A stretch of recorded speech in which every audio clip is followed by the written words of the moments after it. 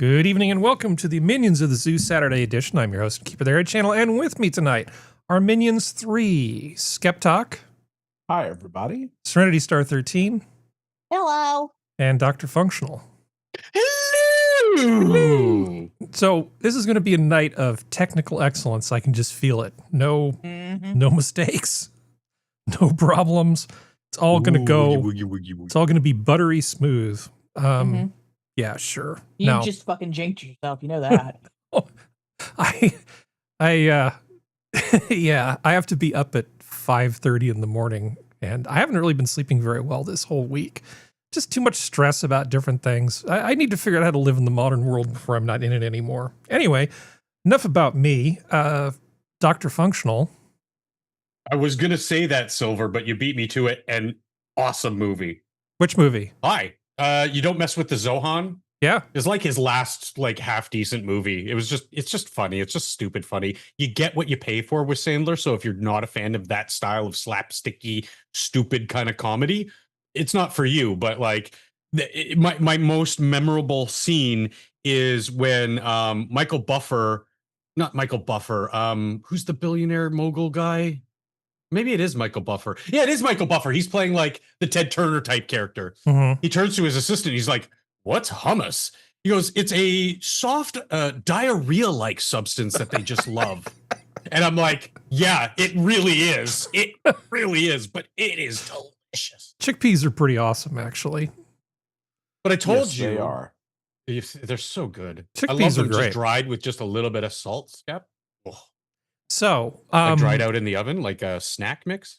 So you mentioned Adam Sandler movies. So what's your position on Pixels? And before you say anything, I want to point out Michelle Monaghan's in it. I will point out I'm in that movie. Oh, okay. That's what I was telling the folks on the panel, just for chat, a little inside baseball, about one of the movies I was in. Brian Cox, Michelle Monaghan, and you a cop in that? No, I'm a lieutenant. But I don't have any lines. I just have a reaction shot. Nice. It's during the centipede sequence, actually, and when the big buff black guy with the super huge space gun gets eaten by the centipede, you see me in the background going, "Oh!" like hands in the air, throwing my clipboard kind of thing right behind Michelle and Brian. Right. And so I was just telling them that those kinds of people are class acts on set. It was a rainy night. We filmed all night. And every time the rain would start, they'd get their assistants to have umbrellas and everything, but they would turn to us, the background and extras, and start joking and keeping us company and just being genuine good people. Whereas Adam Sandler would stomp off with his assistant bringing him an umbrella and then his dog, and I'm just and he's mumbling and grumbling and being a bitch about it. I'm like, okay, I guess some people got it, some people don't. Yeah, weather, am I right? Yeah. Wanted to share with you, because I told you I would share with you during the show, Harry. Yeah. I had a very disappointing dinner tonight, and I got jebaited. So I've spoken about this multiple times on the show. I fucking love spice. I love horseradish. Give me wasabi root or horseradish. I will eat that shit raw. I just love the taste, and just the burn is just the right burn for me. And so I went to the different grocery store today. I said, I can't find, pull aside one of the stalkers and, and ask him, where's the horseradish? I didn't see it in the usual place where you find pickled whatever. He's here, and he's like, "Oh, this is it," and he hands it to me. I'm like, "Oh, okay, that looks good," and put it in my cart, and get home. This shit is horseradish sauce, and it tastes like vinegar and sadness because it's mostly mayonnaise. This is my fault. It says mild on the label. How the fuck are you gonna sell horseradish that's mild? Hence How long have you been reading English? Skep, this is what I get for trusting the stock boy. I trust no one, day, son. Trust no one. Work, then several hours in the gym, then work. I I just wanted to be led. I didn't want to use my brain anymore. And I got debated because it was horseradish sauce. Oh, my steak was still excellent. I just, the sauce is kind of, it's so bland. It doesn't even taste like horseradish. It tastes like mayo. The reason I reacted was I've made that mistake before, and I was so pissed off when I got home and realized I did not have actual horseradish. I had some kind of horseradish bullshit cream sauce. Yeah. And of course, and even if you get the spicy version of that, it's very mild. Still awful. Because if you want sauce instead of horseradish, you don't want the full burn. You want some namby-pamby bullshit version of it. And I feel your pain. That's why I reacted to it. I've made exactly the same mistake. Skep, the worst part is it wasn't a cream sauce. Like I'd be like, okay, maybe this has some flavor or something to it. It wouldn't be hot. It wouldn't be what I wanted, but I would still be pissed off. I am mega pissed because this is just mayonnaise with some like horseradish, like artificial flavoring in it. It is disgusting. Genuine artificial horseradish flavor sauce, TM. No, Jack, it's horseradish. Anyway, I'll see myself out. Okay. I need a coffee. Well, that was fun. Hi, Serenity. Hello. How are things with you? Good. Oh, so it's actually going to rain here next week. I know you and I talk about the weather a lot, but there really are multiple Californias. As I was driving south today, everything up sort of around Silicon Valley is kind of already turned golden. But as you get closer and closer to Monterey, things get to be nice and green again. It was a very nice day. I actually had a pretty wonderful, uneventful drive today, which was nice. People seem to think that the two-wheeled thing would just be stress. No, not really. Just set the cruise control for about 2 miles an hour above the speed limit, get in the slow lane, and put about 10 car lengths in front of you, and generally, don't space out. But it's a very relaxing ride home today. Unfortunately, I have to go back to Silicon Valley tomorrow at like 7 a.m. So that's the suck. If I feel a little low energy, that's why. So much work, but I guess that's a good thing. Well, we are now coming out of tax season, so that's understandable. Yeah, I filed my business return. I did my individual 401k form 5500 because that's a big one, and just sent some money off and filed a couple extensions and said, okay, well, that's good for today. The real pain and suffering comes in October when I have to make all the dollars and cents line up properly. Always the fun part. Yeah, it is. Well, given my recent problems with the government bugging me over things that were not my fault for no good reason, everybody runs into these little things. I'm trying to make my bookkeeping as antiseptic as possible and just make it really good. So I've got like 3 different systems for managing receipts and documents that get scanned in. So if one of them just breaks or becomes obsolete, I'm not going to get screwed. Why don't you just change the name of your business to like Harry's Computer Repair and Daycare? And Daycare. Oh, wait, no, California's hospice. So, and hospice. Yeah. And then they will ignore you. Yeah, pre-K Leering Center.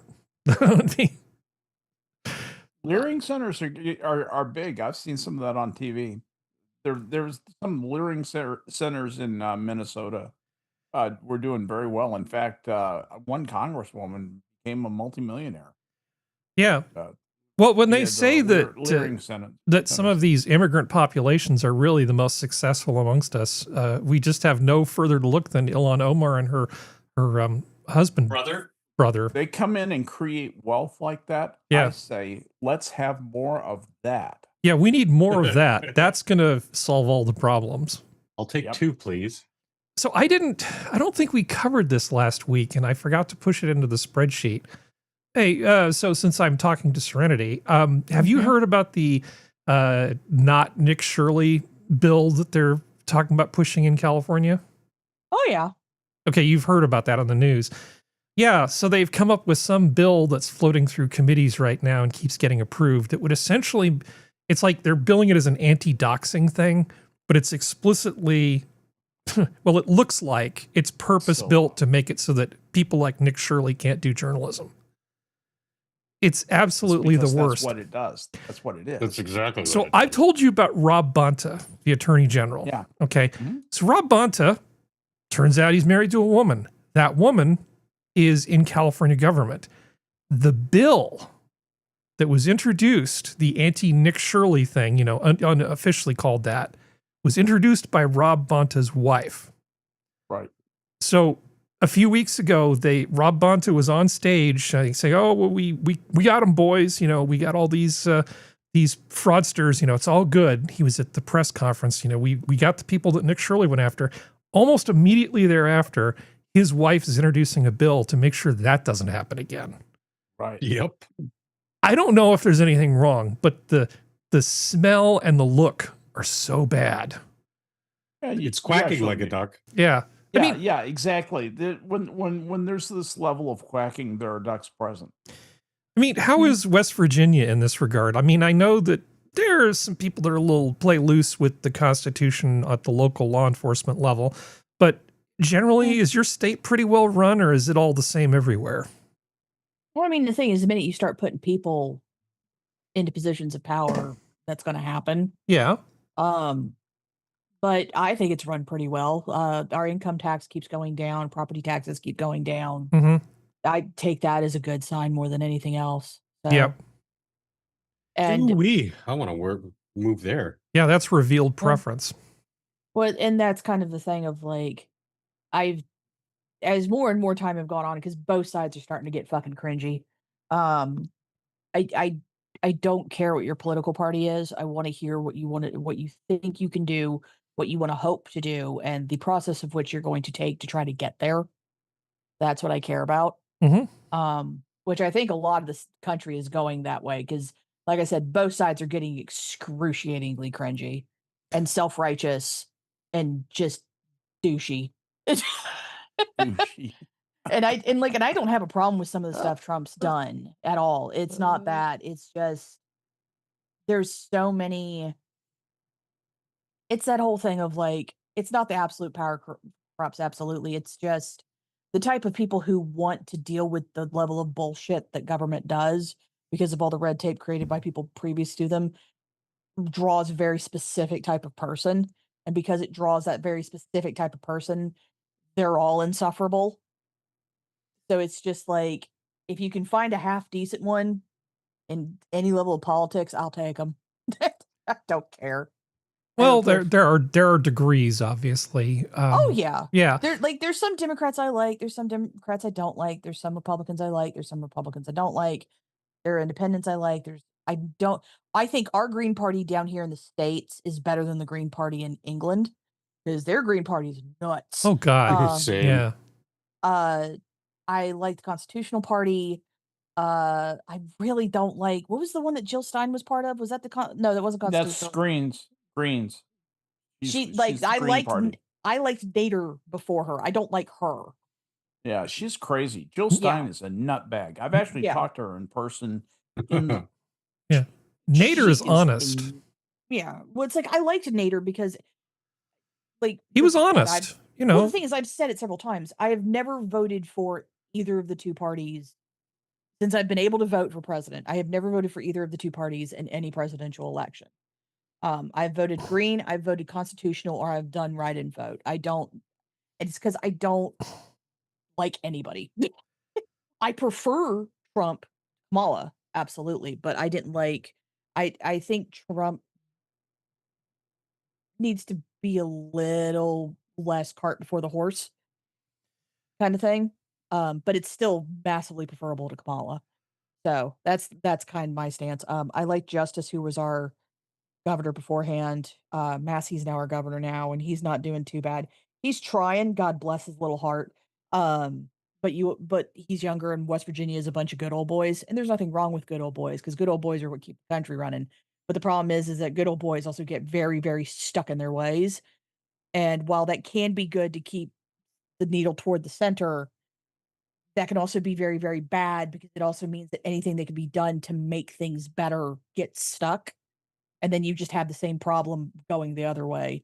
And so, but I still prefer my state to pretty much most other states, at least on the East Coast. I can't speak to anything past Mississippi because I haven't lived anywhere else past the Mississippi. So, Yeah. well, I make fun of California. Oh, I do too. I'm not going to judge. I can't, considering some of the stupid crap that's happened in some of the states I've lived in, Virginia.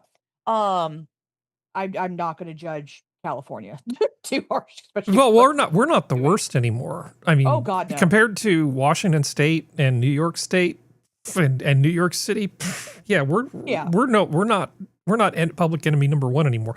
I know it's fun to make fun of California, but yeah, and there's definitely a lot going on. I mean, I don't know, cutting through the BS seems to be a skill that not many people have. So you take, for instance, it's the news makes it hard to understand things on purpose. There's a rhetorical technique called gish galloping, where you basically just dump stuff. You go, what about this? What about this? What about this? What about this? And it's just a constant rapid fire of stuff that you have to try to deal with if you choose to engage with it. Yeah, which I choose not to. When you talk about the Iranian situation, it's very, very straightforward for me. Is there any legitimate reason for the Iranians to be so hell-bent on enriching uranium? No. Just answer that one question. I don't care about your other questions. I don't care about your other issues. That is the pivotal issue there that most people have completely lost sight of. You know, yeah. I am very also satisfied with the idea of, as bad as it is for gas prices and everything else, I'm completely satisfied with the idea of not letting the Iranians have the ability to enrich uranium. Well, also the other thing is like with all the stuff that happening with the IRGC, it's like people are like, well, the IRGC is saying this. It's like, well, yeah, duh, they're gonna lie. Yeah.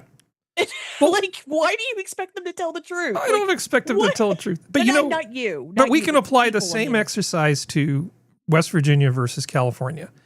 In West Virginia, tax rates are going down. They're not just trying to spend as much of your money as possible. In California, it's the opposite. They will come right out and tell you they want to take as much of your money as they can get away with and use it to help people that they think deserve it.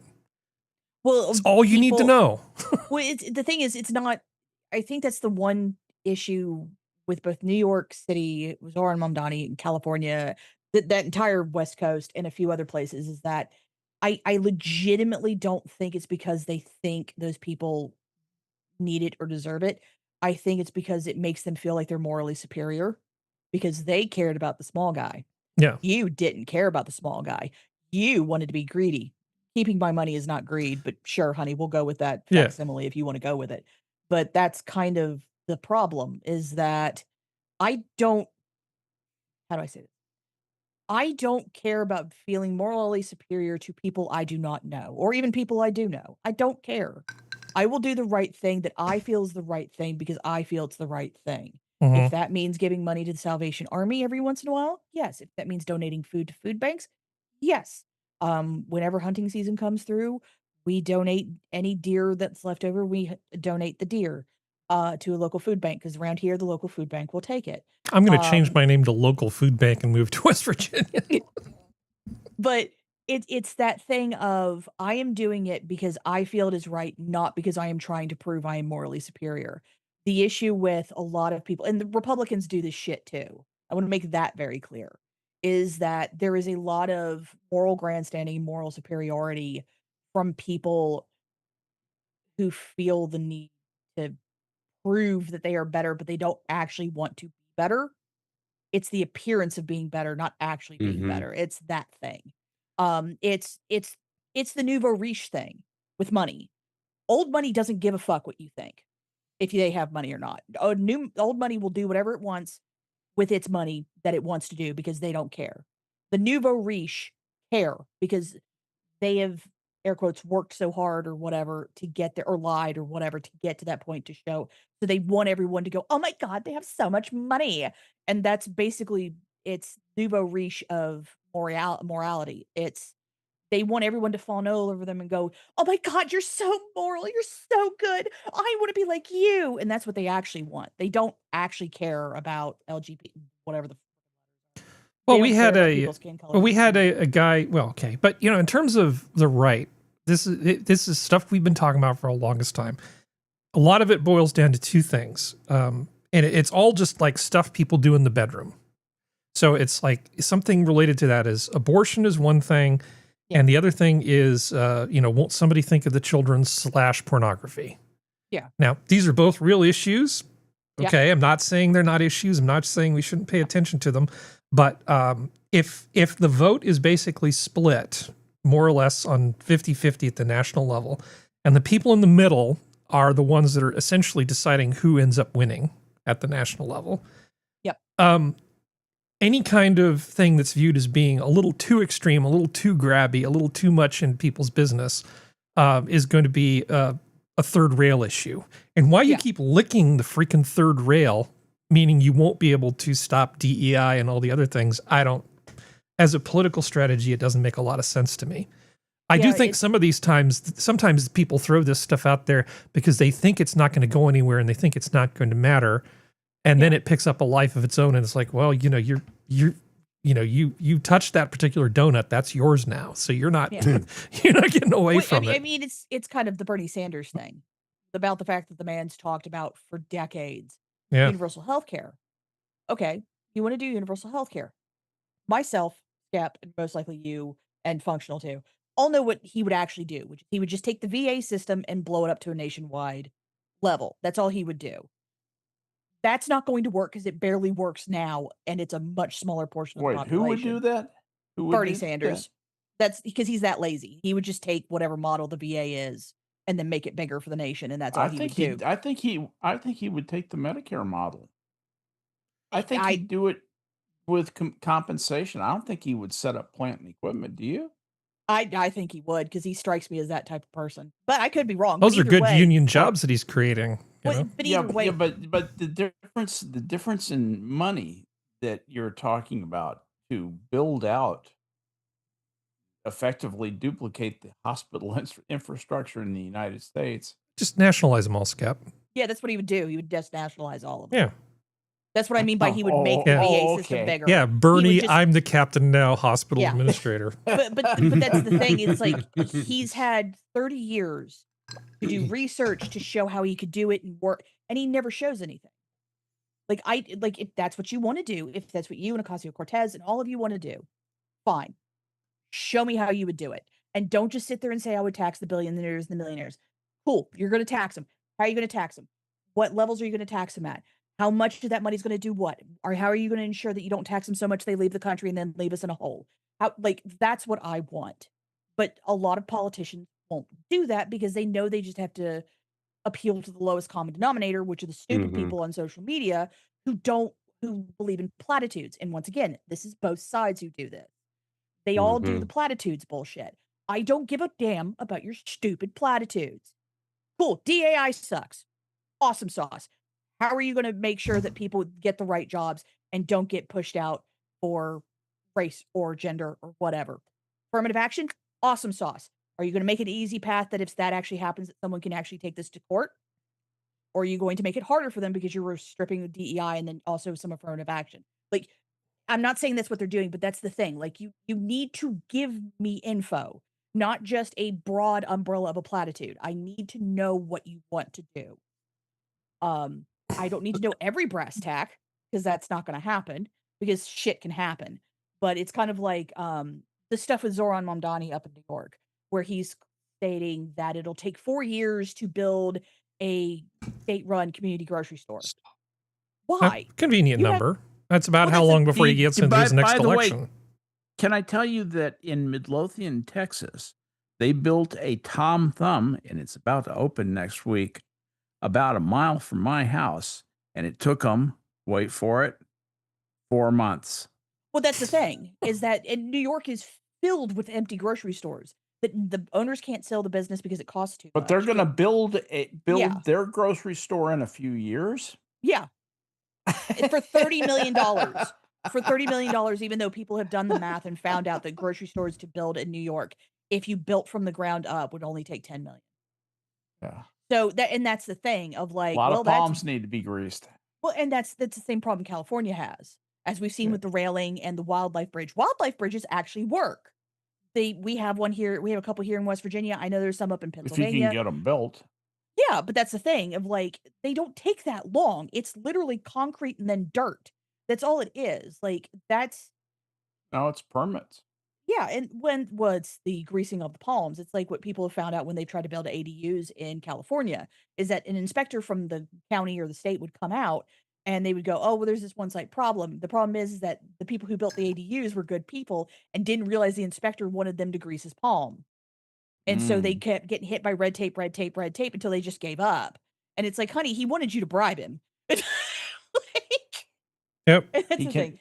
he can help you with these problems. Yeah, exactly. And that's the thing of like, it's just the one thing that no, other than capitalism, and even then, very little bit, that no political system ever takes into consideration is human greed. That's the reason why communism doesn't work. That's the reason why socialism doesn't work. Because in order for those to work, you have to get rid of pride, you have to get rid of lust, and you have to get rid of greed and sloth a little bit. You have to get rid of all four of those because if you get rid of all four of those, you stand a chance. But as long as human beings have those four emotions, four tendencies, not emotions, never going to happen. And I've talked too long, and I apologize. No, it's okay. I can just hear the Austrian economic appreciators rubbing their hands, hoping we're going to keep talking about what you just mentioned. And you know what? We're not. Hi, Skep. Hey, how you doing? I'm doing okay. So would you, before we do anything else, would you greet the chat, please? Have a lively group in chat. And for had a lot of back and forth. Old Guy Gamer got here first, followed quickly by Silver Raven Wings. Hi guys, and Rad's Cord and Jack Gunsky came in. So those were the first four in to join us this evening. Blake Starr came by later on, and welcome. I think that's everybody. The first Here. assassin. Yeah, don't forget Assassin. Oh, is it Assassin get here? Okay, Yeah. Oh, yeah. I'm not that far down yet. Okay. Okay. Yes. Yeah, I know, Assassin because Assassin is here, and Been a about lively the only chat. regular who's not here is Badger. That's the only one we're missing. So, welcome everybody. We're glad to have you with us. We do this for you. Love having you be a part of our show. Thanks for being. Yes. So, is there anything you wanted to bring up before I just dazzle you with things that I've saved for you, Skep? Just that it's been fun to watch the market's reaction to having a strong president who actually can execute on international policy. I'm just is the happy holder of a couple of 401ks. But what about the war crimes, Scap? Well, UN doesn't get to talk about war crimes when they elected Iran to the Human Rights Coalition. yeah. So, hey, Women's. you want to see something cool, Skep? Yeah. Okay. I know I always say that, like, this is cool and I want this. I really kind of want this. Whoa. Oh yeah, the laser sanders. Do you, Wow. I mean, to those of you who've never tried What sanding is something that? like Some this, sort of like laser stripping do you device. really realize how amazing this is? Oh, that's It's been around crazy. for a long time. But commercially I feel accessible like that to would like be normal people like potentially very me. dangerous. Not so much. This is it being a thing that I could just like go to Hobo Freight and buy for $400 or $500. That's new. Bobo Freight. Harbor Freight. It's like Home Despot. Yeah, it's just Yeah. So Well, if you just watch Styro Pyro, you find out how to jack up the power on your laser, which he well, that's showed not you the point how. of the exercise here. This is really more of a I'm fine just control saying thing. again. But What I mean, my one issue is that Yeah. this will be used for evil. And when I say evil, I don't mean actual evil. I mean the stupid motherfucking bitches and assholes, because it's been there doing it too, Mhm. of the resurfacing Facebook marketplace assholes who then paint everything. That's what this will be used for. Not for actual good. It'll be used for evil. Okay, I have And wood that's what angers paneling. me. I have wood paneling in my den, and I really want it God back damn it, because my grandmother's gigolo boyfriend got in here and painted it like some sort of weird He pinkish painted color. the paneling. He painted the wood paneling, and it's on my list of things to do. I also have painted mahogany furniture. I need this, Skep. I don't want it. I need this. This would be. I've spent a lot of time sanding things, and this could be a game changer for me. I really think I need one of these. Have you already price checked all of them, Harry? Have you I did a already check before the show when I was looking at this, and it's in the hundreds, not thousands. Oh yeah. Somebody better behave, or she's going to get shaved with a laser stripper. I gotta They say, this actually is a beautiful time to be alive, isn't it, They Skep? actually make a really cool one Oh, that it I've is. seen. Oh. That like if you put your hand underneath of it, it Yeah. won't hurt your skin. Yeah. Sorry, Skep, go ahead. Well, I mean, those making things safer is fine, like the Yeah. table saws where they have the saw stop technology. I'm all in favor of that. Anti-kickback technology, so I don't bust my face with a 2x4 because I'm being an idiot. Yeah, I'm in favor of that. I think technology that is better and safer is great, but this is such a huge labor saver. Imagine you find a house and one of those idiot house flipper people got a hold of it before you did. And it's like, and it's got tile or brick that the idiot painted to brighten the thing up. And you come along with the history eraser gun and just put it back the way it was. Oh, Yeah. I that's so good. want to That's see kind of- somebody take I sorta paint off wanna a do fireplace that. with this. It just yeah. Yeah. Yeah, what's Yeah. under here? Oh, clinker brick, batch elder tile. just make it all go away. Okay, sorry. But when I saw this, I thought of you. I figured you seem like somebody who could do some good work with one of these. When I was in high school, 1967, I was part of a project of all the science jocks in Fairfax County got to be a part of some things that some of the Beltway bandits in Washington D.C. were putting on. They let us come down and play with. They let Tim May and me come down and play with lasers.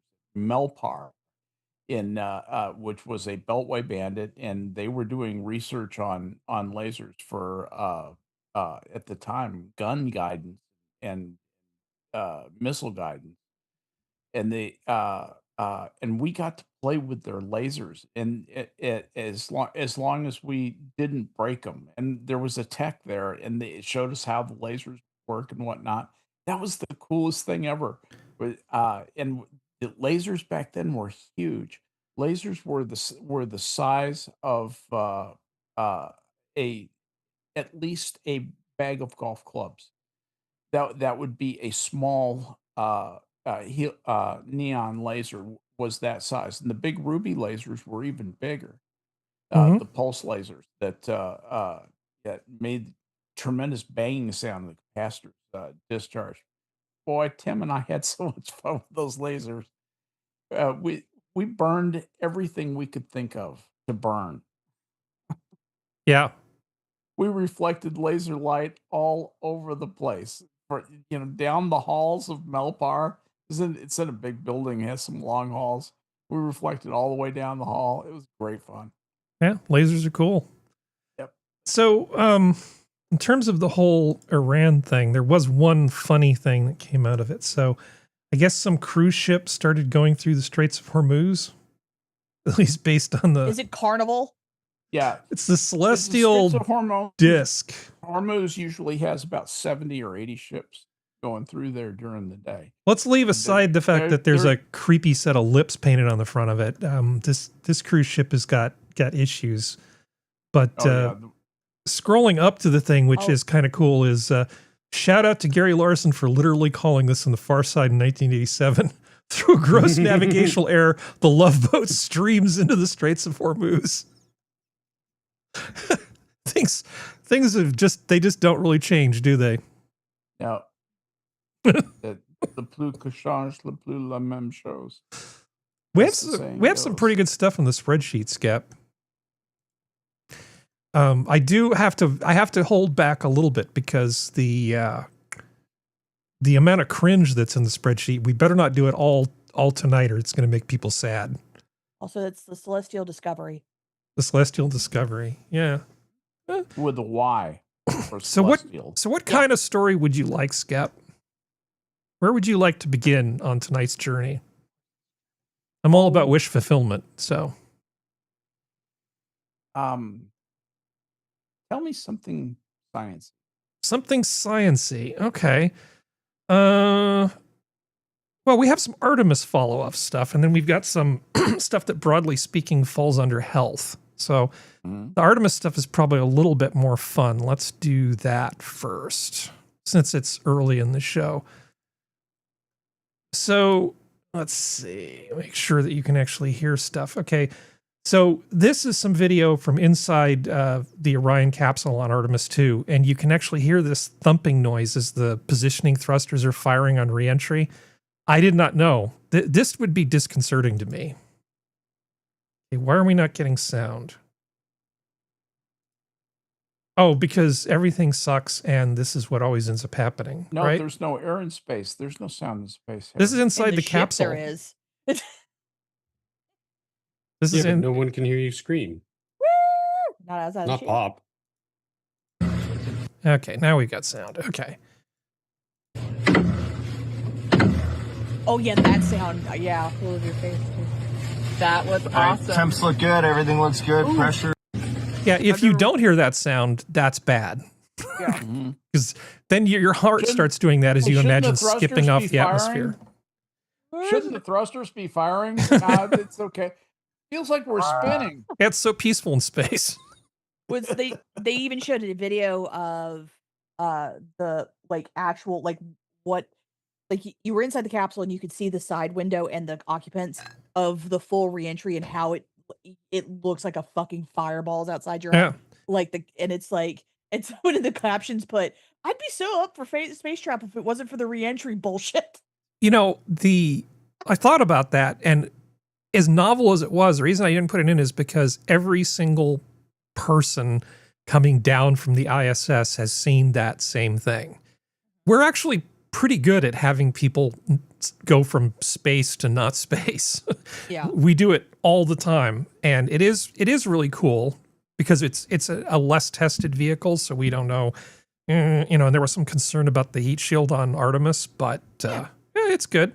Yeah. I mean, NASA knows how to build heat shields. SpaceX does. The Soviets do. We haven't had any human beings except for my friends on that one space shuttle mission burn up on reentry. Yeah. I think that's the only loss we've had on reentry, isn't it? Yeah, but we're that paranoid as that makes me go, we're due for something. Well, don't see, know that was happen. a reusable vehicle, which is Yeah. a different little sort bit of more. thing. Yeah. Of course, Komarov and also Vostok 1, the Russians had some die on Komarov. Was that on reentry? Oh, okay. Yeah. He Yeah. burned up. He Ugh. literally burned up. Sorry, dude. It's Skep, isn't there like you probably know it better than maybe Harry does, but there was the rumor that one of the Russian, this was back in the 60s, 70s, one of the Russian astronauts who came back wasn't actually the astronaut that got sent up. The other guy died, so they had to cover their asses. So they had I don't believe any of that. I know, I but don't believe any of that. I've talked to too many astronauts, people who know the Russian space program. I don't believe it. It's a fun conspiracy theory. Oh, look, Laika's alive. No. well, God, Laika. those poor animals, poor Laika. those know. poor things. You know, Laika died during the ascent. Yeah, Laika didn't even make it to orbit. the body did, just to be a little Fucking morbid, hell. but Yeah. Poor I'll just Laika. admit that poor dog, those poor animals that we all sent. Not just the Russians. I'm not the biggest fan of the Russians, but we're gonna be fair. We sent some animals up too. That was some bullshit. I understand why, but it spent doesn't mean I'm not sad. Our first astronaut was Ham the chimp. I remember reading about that in history class. That show that they have, the satirical show about Space Force with Steve Carell. in some ways, it's weirdly realistic. They sent some space monkey up to its death in that thing. Yes. Like I want to like that show. I mean, a show with Steve Carell and John Malkovich should be pretty good, just based on the ingredients on the label. But Yeah. you know, Calling in. and but- yet revealed preference, I don't find myself going, oh man, I need to go watch that show. So Yeah. we talked about the Artemis space toilet, and I wasn't honestly clear on exactly how this sort of worked. But I stumbled across something on the space toilet, and this gives you a better idea of actually how this is all Crazy thing put about together. the toilet is that even though it's in the floor, once you're in there, you don't have a clue. You have no idea whether you're in the floor or which way your head's facing or anything. Yeah. So by the time you jump in there, you could be floor, ceiling, wall, doesn't matter. All right, we're gonna take a trip into the toilet here. And honestly, I didn't realize it was under the floor, and really this is more than I thought it would be. Now, one interesting thing is, yes, it's in the floor, but bye guys, I got some business to take care of. See ya. Once we're in here, a couple things become important. You need handholds because you're just floating up all over the place. You need to keep yourself down on the toilet seat. Also, you can't tell which way is up. And finally, all of this wild orange foam is actually taped over insulation because our toilet is a little bit on the loud side. So you have to wear hearing protection when you're in here, but we're making that work. We're making that work. It's just another thing we have to coordinate with each other. All right, And it would have to be pretty loud before they would dedicate the weight to that foam. Yeah. It must be really freakishly loud, the space toilet. But yeah, that's not so bad. I mean, it's like a shitty flight on a 737. I mean, it's not that much worse than an airplane bathroom I sometimes. can't believe there's not some acoustic ameliorative steps they can take to knock down the noise of the toilet. hmm Don't tell me there's nothing they can't. Well, you know, better, faster, cheaper. 2 out of 3. Yeah, that- 2 out of 3 ain't bad. You know that there is that philosophy. It's always pervaded. NASA, get it done as cheaply and as efficiently as possible.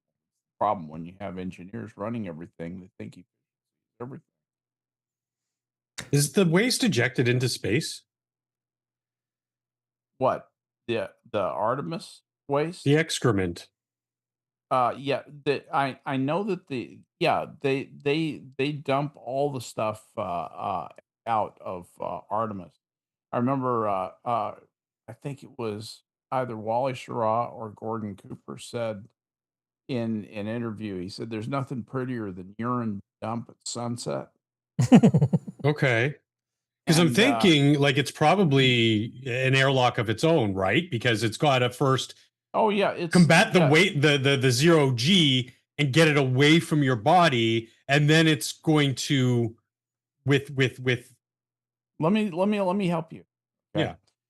What's going on is the waste goes into a tank, and then they vent that tank once a day. That's the way Okay. The other capsules have worked. And I'm pretty sure that's what this is doing. And the way I heard it describes. Yeah. Well, let me touch on another aspect of this. The PR angle. She's very good in front of the camera. And I know Yes, she is. that shouldn't really be a factor, but she handled that press thing flawlessly. Yep. You know, Absolutely she's right. she's That's a just the very right smart amount of person. likable, just the right amount of competent. I mean, it's just right on. I mean, like an angel just on the head of a Friendly pin. and smart and Perfect. perfect. This is Yeah, absolutely that's what an perfect. that's what an astronaut is supposed to be. I've got This another is one for you. perfect. One of the other Artemis astronauts doing that. And I Uh-huh. didn't plan this segue, but I'm going to take it because it's there. So here is another comment from one of the Artemis 2 astronauts, which I thought is some good PR. If we had a first flight lander on board that thing, I know at least 3 of my crewmates would have been in it trying to land on the moon. Like the jump, when you think about Apollo 8 went around the moon, 9 stayed in Leo, 10 almost landed on the moon. And I've talked to a few of those gentlemen in the past, and they said if they had enough fuel, they would have done it. It's not, I'm going to eat these words. It's not the leap I thought it was. Once we're around the moon, we're in the vacuum of space. We got a 6-stop vehicle that's handling great. If you had given us the keys to the lander, we would have taken it down and landed on the moon. It is not the leap I thought it was. It's going to be extremely technically challenging, but this team needs to show up every day knowing it is absolutely doable. Good PR. You know, here we are. We're we're scientists, but we're explorers. We're level-headed, but you know, we still understand that what we're doing is awesome. On Apollo 10, they knew that Ed Mitchell would have absolutely landed. They knew him. They knew that crew. They knew they would do that, and they told them, "We're putting 2/3 of the fuel in the lander. You won't be able to land and take off. You might be able to land. Yeah. You try it. Works for me. You hear me? Don't you try it. You put that back where you found it. That really happened. Well, you've got to test the weight, doubt. right? Huh? You got to test the weight, and you want to see how the fuel behaves in space. And there's a lot of things, you know, flying up there with some fuel in the thing, and it there, even if it's just going to burn up in the atmosphere, it's still good science. Yep. So apparently, Artemis 3 scuttlebutt is that it's going to be the same progression as this one. They're never going to leave Earth orbit, and they're going to be testing docking procedures in Earth orbit. And then the next one would be the one with the actual moon landing. Now, the cynical part of me says, depending on what China decides to do, schedules may be subject to change. Sometimes we do dumb things for political reasons.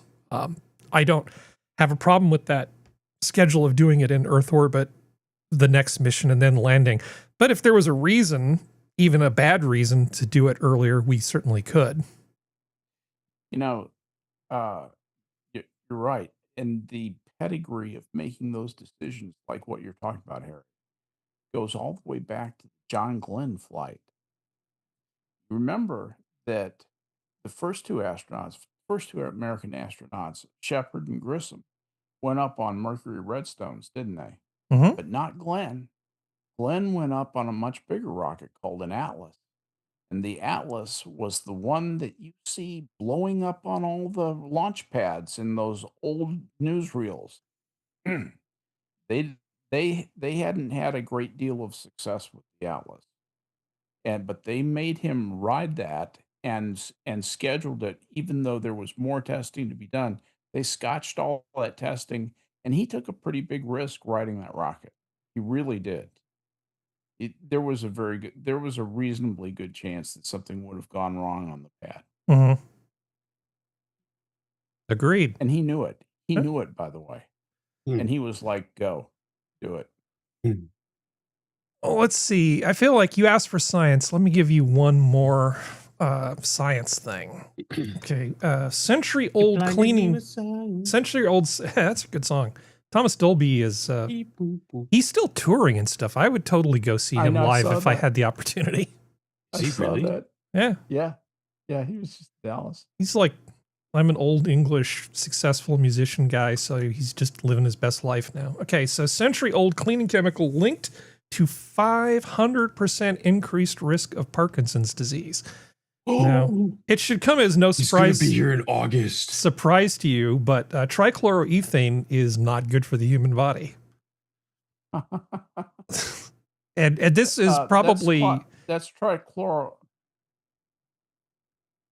That's trichloroethylene. Excuse me. Yeah, trichloroethylene. I was going to say. Okay, that's what. Well, you know me in pronunciation. It's a yeah. The trichloro. When you hear trichloro and it's something that ends in an alkane, think cancer. Well, we knew about cancer. We knew about the cancer part. Okay, and that's just something that's been around forever, and this is largely used in dry cleaning, along with things like carbon tetrachloride, carbon disulfide. A lot of the things that they use that are not water for dry cleaning, doing air quotes, are pretty terrible for the human body. But, you know, they keep the fibers of your wool sweater from getting all screwed up, and so it's all worth it in the big scheme of things. And I was curious, okay, so what is this link between Parkinson's disease and this? And so I'll just read this little bit here verbatim. Laboratory studies show that TCE can enter the brain and damage mitochondria, the structures that produce energy in cells. This damage particularly affects dopamine-producing neurons whose loss is a defining feature of Parkinson's disease. The chemical also appears to activate biological pathways such as LRRK2 kinase activity that are known to play a role in the disease, suggesting overlap between environmental and genetic risk factors. Meaning that, as with a lot of these mitochondrial things, which we don't fully understand, if you can take certain cells and limit their ability to do useful work, bad things happen in terms of physical conditions. So if Parkinson's can be induced by chemicals like this just by damaging those neurons, I think it gets us a little closer to understanding Parkinson's disease and maybe coming up with ways to prevent it or treat it. Yeah, that's exciting. Here's the problem. Parkinson's disease is probably caused by many different things. Well, they're saying that here, I know. Yeah. Sorry, go ahead. You're right. Yeah, No, but I don't know about the genetic link. I don't know. Before today, I thought Parkinson's disease was a genetic problem primarily. I didn't really know that there were environmental factors to go into it. You have a predisposition to the environmental factors affecting you more. Yeah. I think is what a lot of it is. It's kind of like you can have people who smoke their entire life and still live to 100. Mm-hmm. It's that kind of thing. I think there's genetic predispositions for certain immunities, but also susceptibleness to different levels and natures of things. And that's what causes a bunch of stuff. But the problem is that a lot of laymen don't understand that. So everybody just starts banning everything. Basically is what happens. But yeah. But I think that's what it is. I think it's just a higher susceptibility to it from a genetic predisposition. Well, I'll bet I doubt that either Serenity or Functional have ever worked with any of these chemicals. I'm guessing Skep probably has. You've probably had to deal with these. Yeah. Because especially stuff like carbon tetrachloride. We call it carbon tet. Yep. Yeah. I mean, that's something you use a lot. Yeah, it's extremely useful. Yeah, we've got a stain that won't come out. Yes, it will. Yeah, it will. Yeah, I'll make it. It's the what stain? Yeah, stain what stain. Dye what dye. No, but things like carbon tat, like I said, carbon disulfide. What's the other one that's particularly good, which would be one that Functional would probably really like to use if he didn't kill him.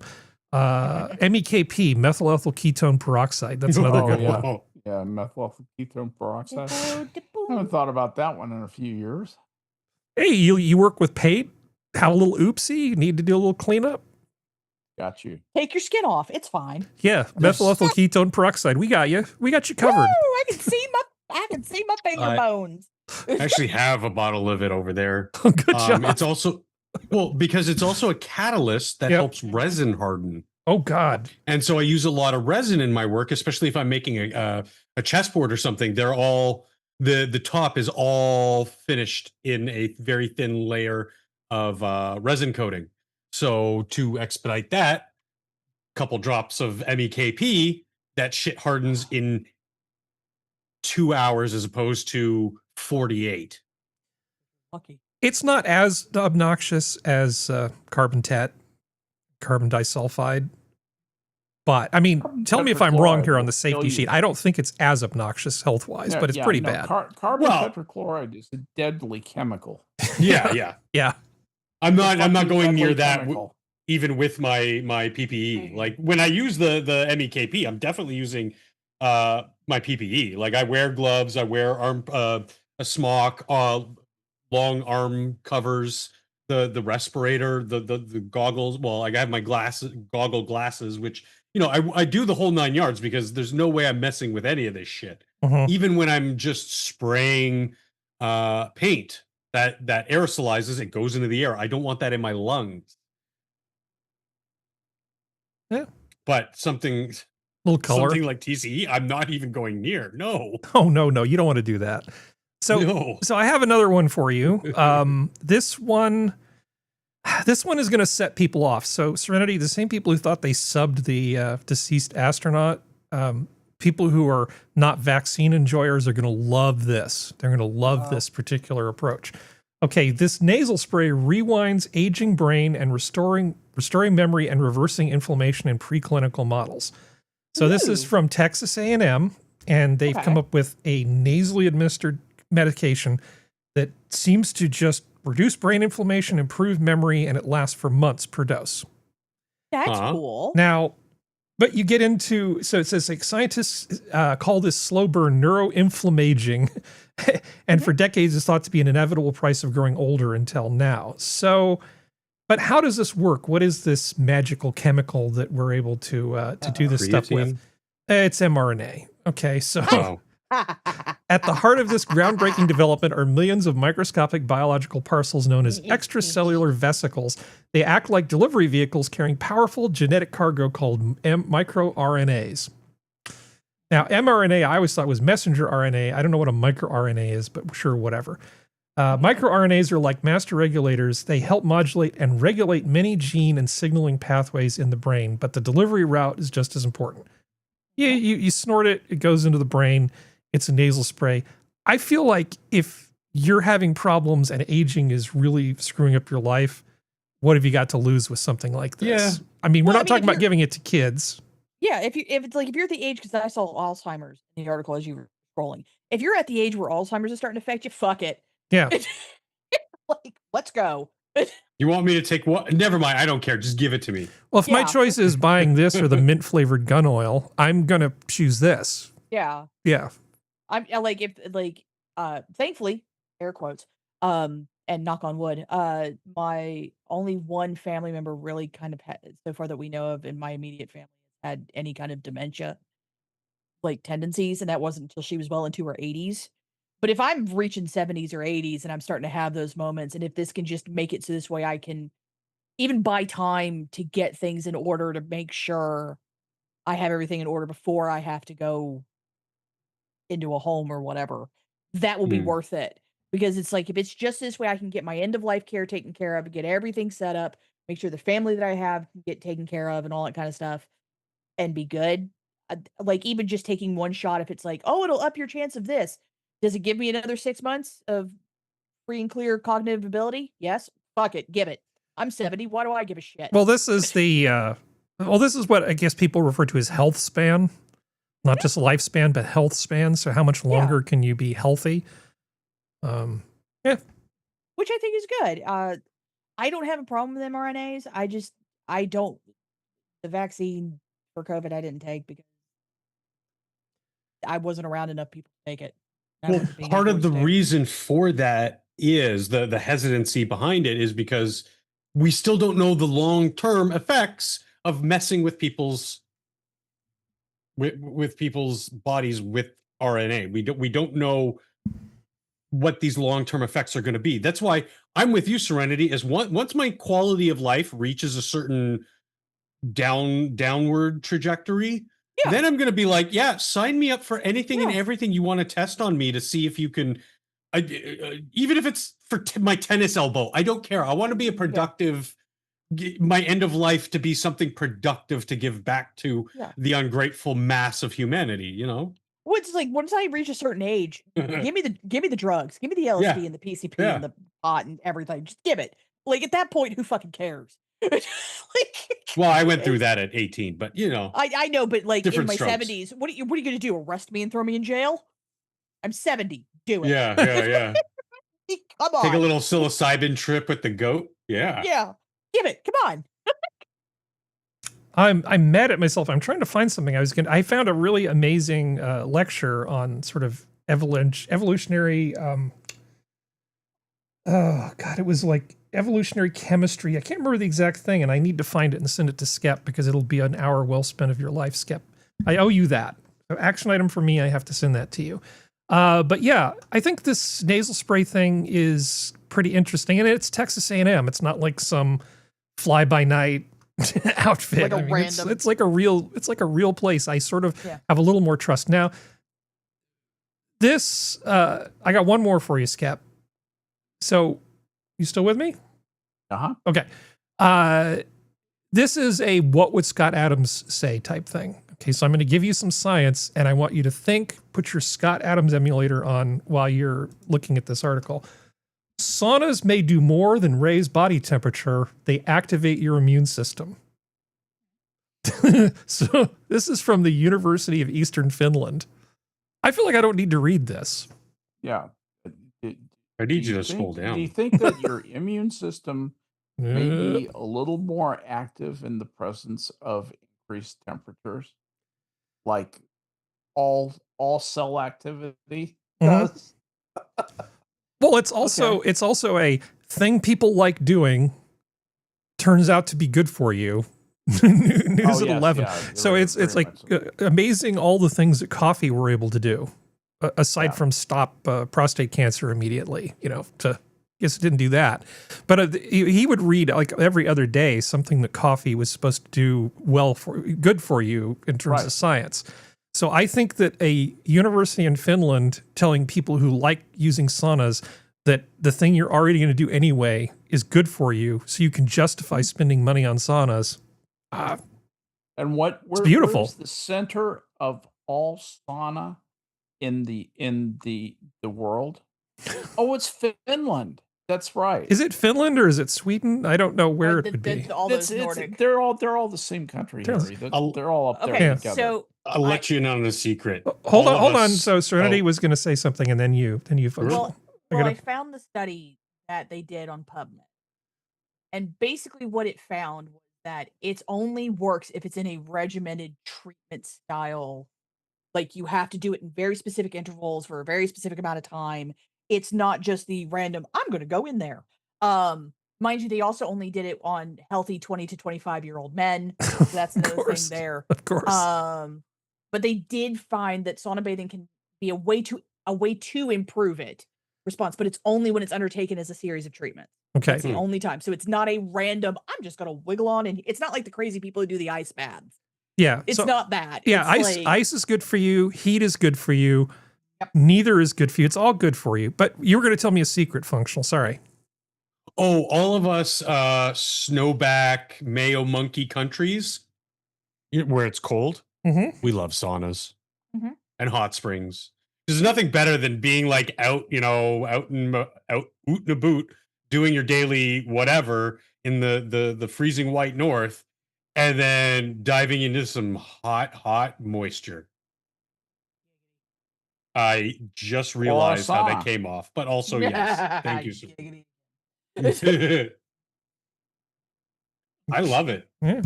Frosted. I don't know what else to say. It feels good. You feel better afterward.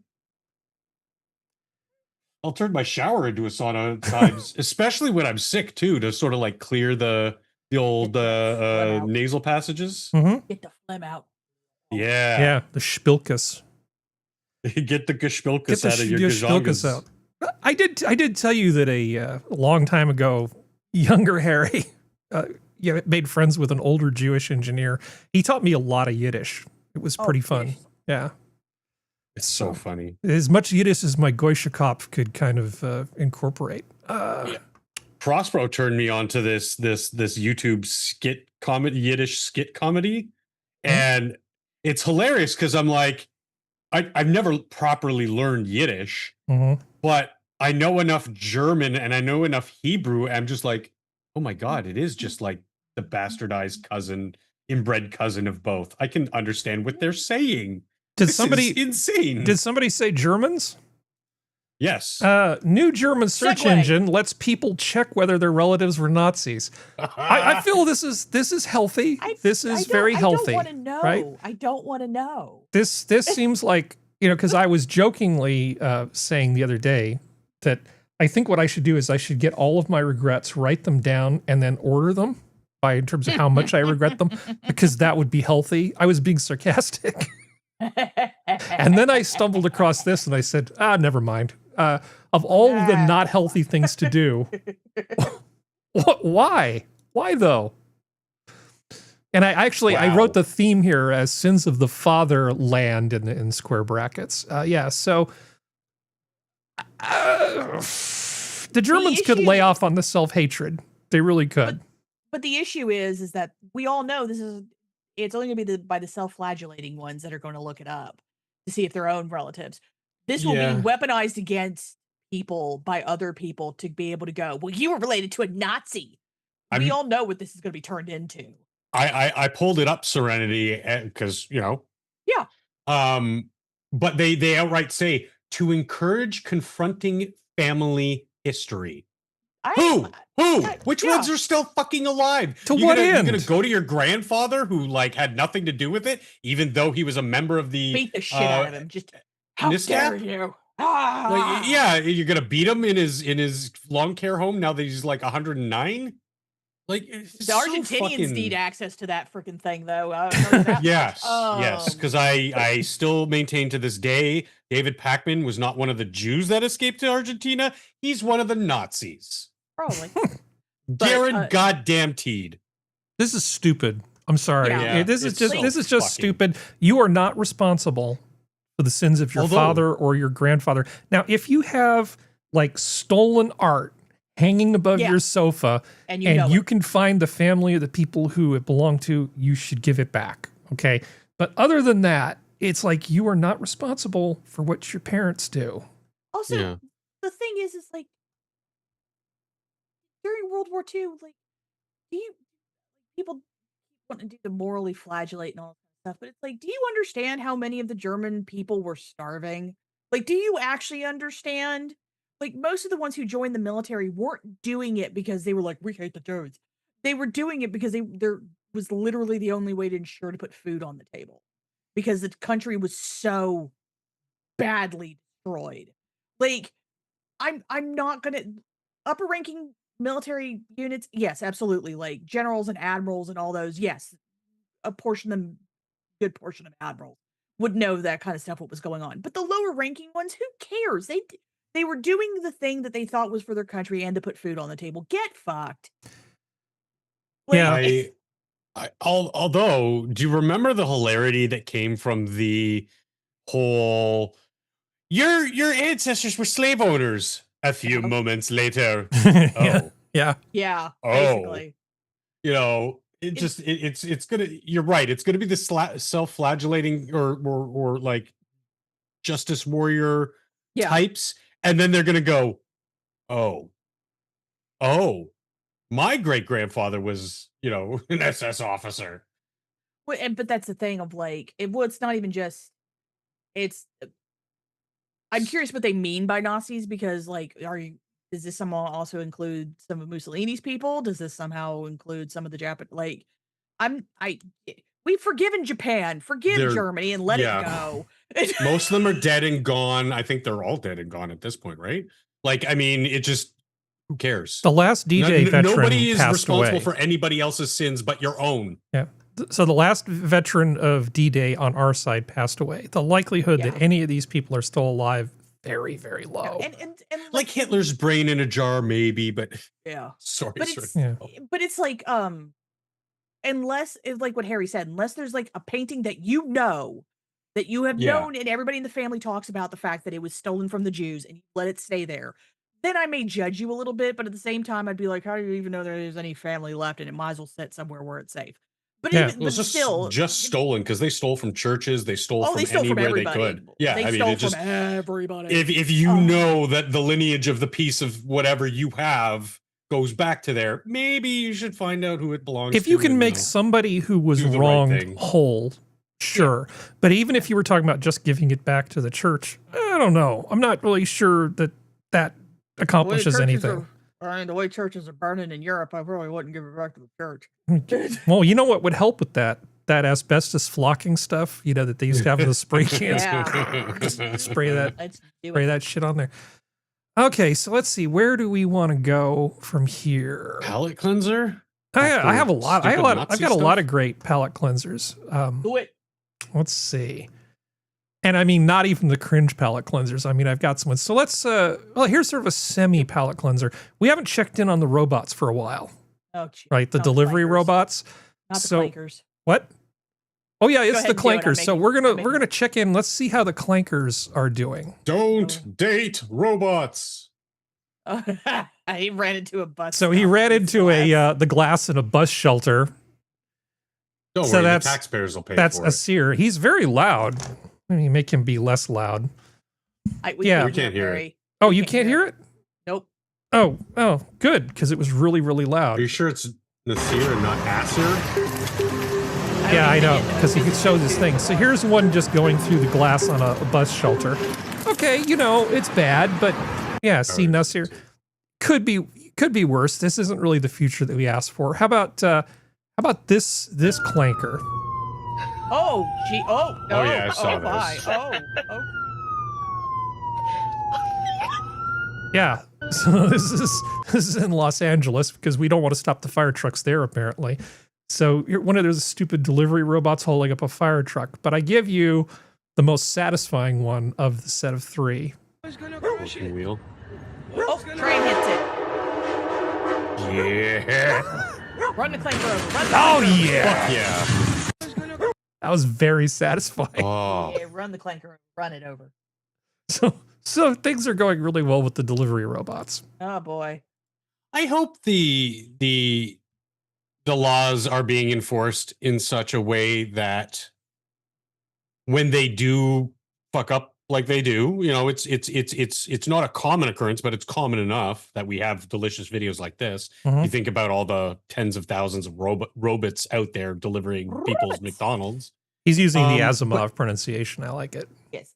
Robots, yeah. But I just hope that the penalties for hitting the bus shelter is paid by the company and not by the taxpayer who has to actually repair, through the transit authority to pay for that glass, or in the instance of the fire truck, like you holding up a fire truck and not yielding to a fire truck. I know it's a slap on the wrist. It's like what probably $500 fine or something. But I mean, unless it leads to but I mean, like I hope that they do these things too. Yeah, it's way more than that functional. If you do it on purpose, yeah, that's why Skep's laughing. I'm better. Oh, what is it? I've never done it, so I don't know. I wouldn't recommend it. I get pissed whenever I see people like not pull over to the side of the road when I can hear the siren from a kilometer or 2 away. Like, yeah, there's a graph. It has an axis that's the FO axis, and the FA axis, and then there's the FO axis to go with it. Let's see. So Serenity's going to disappear. What do I have to show before you go? We don't want to miss that. So we have the German search engine. Yeah, that was beautiful. Assholes. How about cats? Want to see some cats? Hit the cats. I just want to be clear.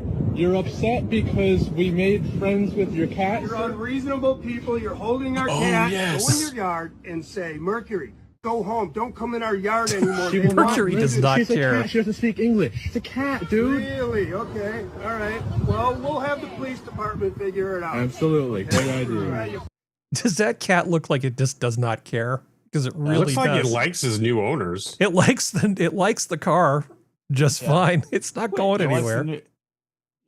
it likes the new people better than the old people. It's like, if you're that worried about it, don't let the cat outside. Yeah. It's a And I very looked it up. simple way. I looked it up. Skep here ranges from 400 to 2 grand, 3 demerit points for a first offense. A subsequent offense within 5 years jumps from 1,000 to 4,000, plus 6 months jail time and a potential driver's license suspension for up to 2 years. So we give you that slap on the wrist for the first time, but if you make a habit of holding up fire trucks with sirens on or any emergency vehicles, then we drop the hammer. Yeah. The first one's just to get your attention. Yeah. Don't be an idiot. Okay, that's good to know, even though, I've never done it. Yeah. Cats. I like that cat. This ain't real. Never in my life. Oh, yeah, the abandoned kittens. Yeah. Oh, there's more, They were on Jackson. a I just tiny seen a little kitten island. jump on the... Oh, because they're jumping in the water. Look, They're you trying hear? to I get in just the water saw to it get jump to on- him. in the water. Yeah. I did see this one. Put them out. Aw. That's the Come tiny on, little we'll get island they're you. coming off of. Yeah. They're twins. Well, it's the first time for everything, isn't it? Now, I went fishing, The caught cat some cats. I delivery went s- catfishing. so yeah, was it the cat distribution system is working? That Is that- distribution yeah. system is working. I have in to say, full I force. had an inappropriate off-color thought when I saw this video. Serenity knows what I'm thinking. You know. Fishing and giggity. No, I'm just thinking they don't make pillowcases the way they used to. I feel like somebody did something terrible. Come on, Harry. Get in the corner. I know. Dang it. Okay, Put so your nose in that corner. okay, I'm gonna go for broke. I have a question for you, Serenity. I've been saving this one. Hit me. If we had nuked the Germans during World War II, what do you think their anime would look like? Probably be amazing. They have no sense of humor now. I don't want to think about what the nuke would do to them. Yeah. Well, the Japanese weren't exactly known for being funny before World War II either. But the thing is, like, the Japanese were known for being really like regressive sexually, and then they doubled down on it with hentai that came later because they couldn't show penises, so they made tentacle porn. And thanks, Japan. Yeah. Yeah. Good job, Japan. I feel like a lot of the German stuff would be very dommy mommy stuff because they like their dommy mommies. And I think it would go down that path, and then that would have a lot to do with how the anime that they would do would go. I really do. I think because they both kind of went their own special. I feel like I do love the fact that even because the Germans got beat, they've all become such sticklers for rules. They're like, no, the rule says this. It's like, okay. The rule saying that is not going to abdicate you of any wrongdoing when you do something wrong, honey. Like, the rule said, I don't care what the rule said. But imagine Germany's version of Akira. Can you know how awesome that would be? That would be great. I have a feeling that would be fantastic. It could be, but it could also go off the rails real hard. Or what was it? The Legends, the Galactic Heroes. That if that was made by the Germans, it'd be a lot less subtle. They would have made. I think they probably would have been the first ones to do mech anime. Yeah. Before the Japanese. Space battleship Bismarck. I can see them doing that kind of stuff. Or But do you guys really want to be watching anime from the people who brought you scat porn? That's not even the worst thing that the Germans have done. Those people are scary. Yeah. Germans have issues. So I have a segue now. Let's see. Okay, so I ran into Strait of Hormuz. No, I'm gonna do this. I'm gonna play this just for the audio, and I'm not gonna show you the video first because I want you to have that moment where you realize what you're listening to. Okay, so we're gonna do just the audio now. I'm gonna turn the sound up. Okay, let me make sure I'm not showing the wrong thing. Got to make that hidden. Okay. Nothing visually. No, on purpose. Oh.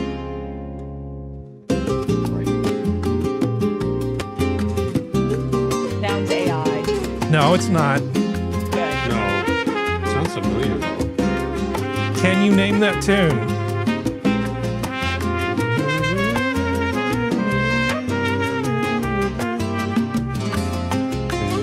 I found this channel. I found this channel that does like Latin jazz like things, and I thought it was maybe sarcasm, but it looks like these people are actually doing it because they like doing it.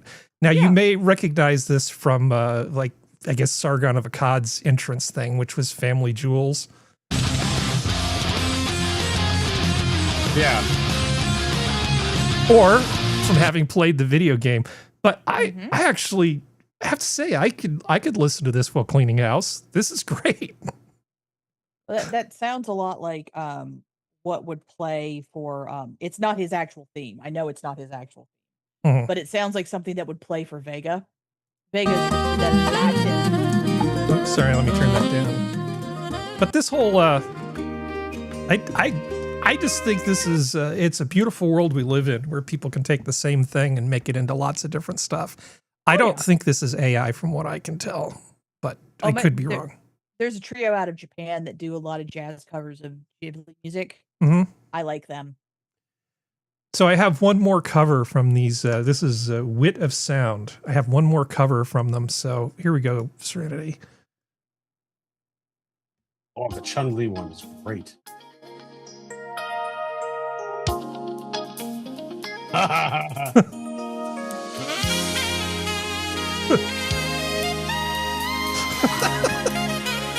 This makes me way happier than it should.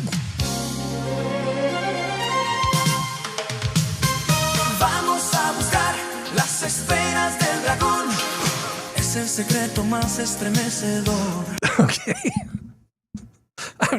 I'm easily amused. I can't help it. I cannot wait to listen to this in the gym. Yeah. You'd be like, what is he doing with his hands? Hadouken! Hadouken! Yeah, I can't speak Spanish to save my life, so I just wrote in the description El Fimo de Ken. So let's see. So there's cringe. Let's see. We're not just doing all palate cleansers. We have to talk about the thing in the thumbnail, which is unfortunate because it's not nearly as much fun. Republicans, White House considering warrant-related amendment in high-stakes FISA talks. So this whole FISA warrantless thing, all of these extensions we did, so we could be more free by stripping away a bunch of our Fourth Amendment rights. The White House right now, because as Serenity says, they're all just the same, right? All politicians do the same sort of thing. They just want to get this thing extended. We like things just the way they are, where we can just monitor you and not have to get a warrant. That's just swell. That's working out great for us. But some of the, supposedly they're labeling them ultra-conservative Republicans are saying, no. We need at least some guardrails put in here on this sort of stuff. So it looks like the White House isn't going to get what they want. And some of these ultra-conservative Republicans, again in air quotes, are holding up the works toward progress. I don't know why caring about the Fourth Amendment makes you ultra-conservative. I don't know why Politico feels it necessary to somehow cast aspersions on people that just want to protect our civil rights. The Fourth Amendment isn't something that's the exclusive property of Republicans or people on the right. I would think people on the left would care about it just as much. Politico really pisses me off. I don't like the way they're covering this story. I'm glad that there are Republicans, people of principle, who are standing up for this thing. Because, there's no plus for these guys who are standing up for this. Their life would be a lot easier if they just rubber stamped it and got on with their work. There's no upside for them doing this. The only reason they're objecting that I can see is out of principle, but maybe I'm just naive. Skep? You would hope so. We lose Skep? Maybe. We might have lost him. No, I just turned away. I just was across the room. Have you heard about this thing with the extension of the FISA stuff that they're trying to do? Yeah.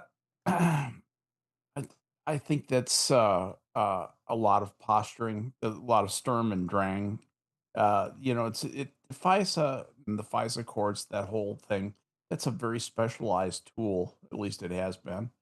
It's only used in one really specific section of our government to go and, as a tool to go out and root out corruption.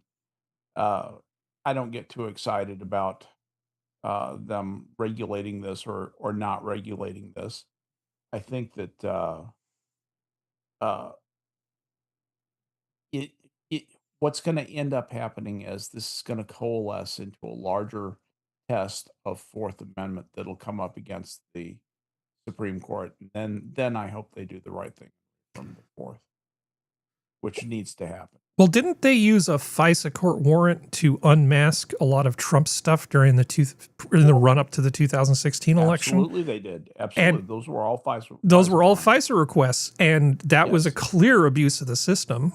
Yep. You would think that the White House, however useful these things are, might think, oh yeah, this was the thing that basically they used to try to derail my campaign in 2016. Maybe a few guardrails, just a little bit of process to keep somebody from just being, if you lie on a FISA warrant, you should go to jail. You should get jail time. Right. Yeah, that's exactly right. They're gonna go back and forth with this, and I don't think this will be the necessary test of the Fourth Amendment siege that the Fourth Amendment has been under for about the last 20 years.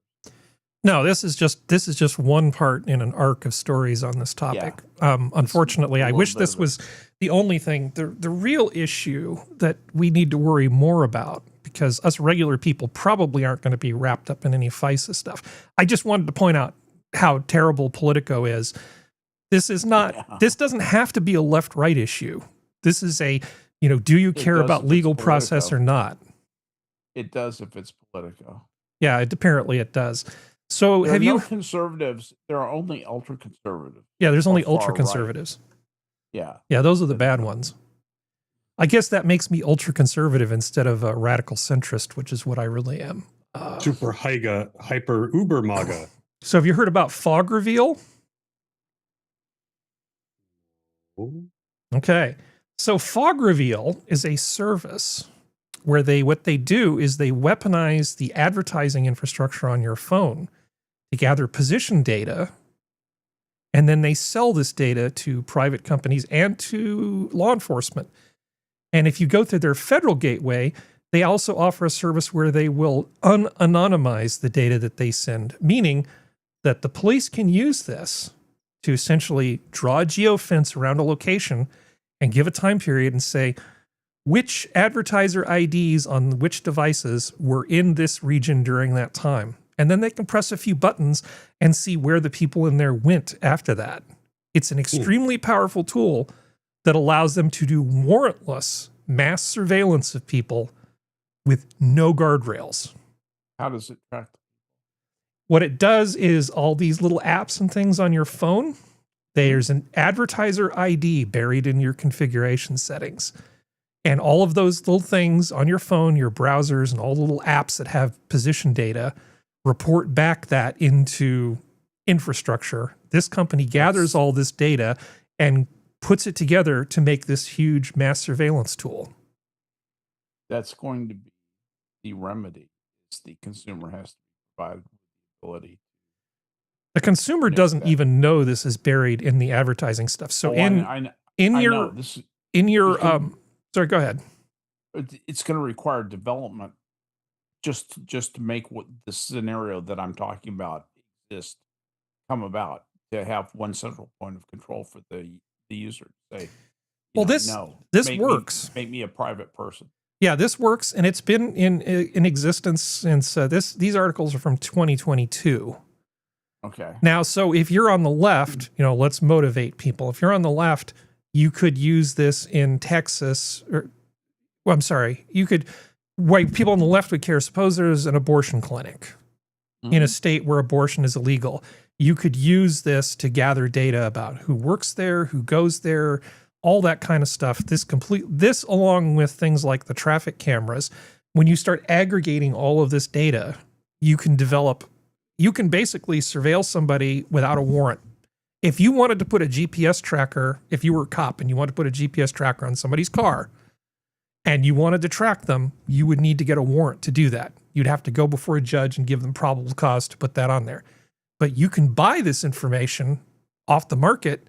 They sell it to the governments. Yeah. And you can do warrantless surveillance of people. This has to be adjudicated. Yeah. And I know about the GPS thing because it's covered in the Supreme Court case Carpenter versus the United States.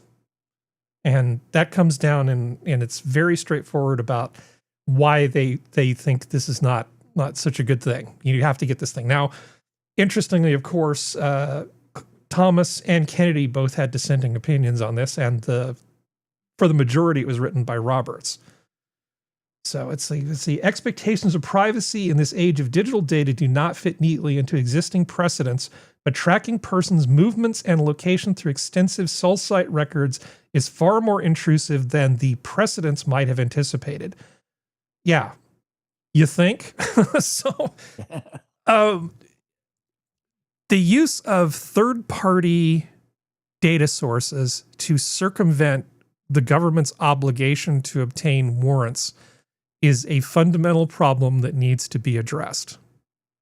Now, what does the government protect by getting a warrant to surveil you. It means that there is a probable cause that the government now has an interest that may outweigh your privacy right, and therefore that is definitely up against the Fourth Amendment.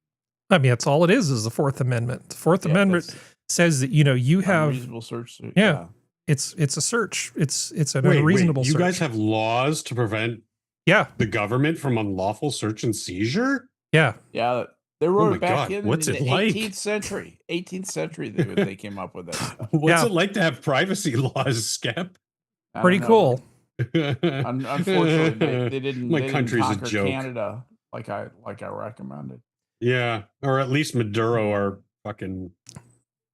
So now, if you care about your privacy at all, and you don't want private companies tracking you, I mean, forget law enforcement. You just don't want to have private companies tracking you. What you do is you go into your settings, and all of those things in your phone, Android or iOS, that are related to, do you want us to give you focused ads that are more to your liking or more into things that you're interested in? Turn all that shit off. Okay.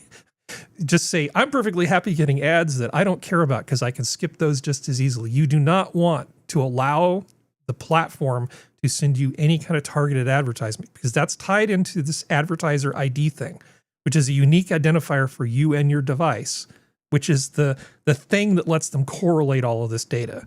And you can just go in and turn it off. And yeah, you'll get ads for things you don't care about. That's a small price to pay not to have data brokers selling information about you and what you do and where you go and who you meet with and everything else. And I guess Gen Z doesn't care about privacy and stuff, but I do. And I don't want people, if somebody's going to do this for me, they should be paying me. Like, you want my information for free? You're going to turn me into a product? Well, give me the option to opt out or compensate me, but you don't get to sell my personal details for free. Gen Z just like us frostbacks. We've never known freedom. Yeah. It's a really sad state of affairs. Yeah. Well, the apathy is kind of offensive to me. That's what I mean. Like the fact that these kids didn't know that a lot of the stuff that we have today, and I'm not talking technologically, I'm just talking like policy wise, both down there and up here, it just wasn't a thing, or it was there to protect people not be used in such a way. Like, what's the shit you guys have at airports? Is it the TSA or something that came up after 9/11?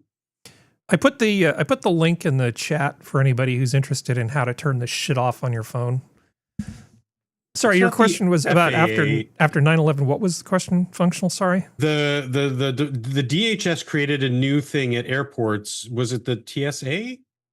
Well, TSA existed before. That's a division. There was something there that didn't exist. Another level of security or whatever. Maybe TSA as a federal thing was created after 9/11. I can't remember. It's been so long. I've had the boot on my neck for so long. I can't breathe. It's part of the depressing thing.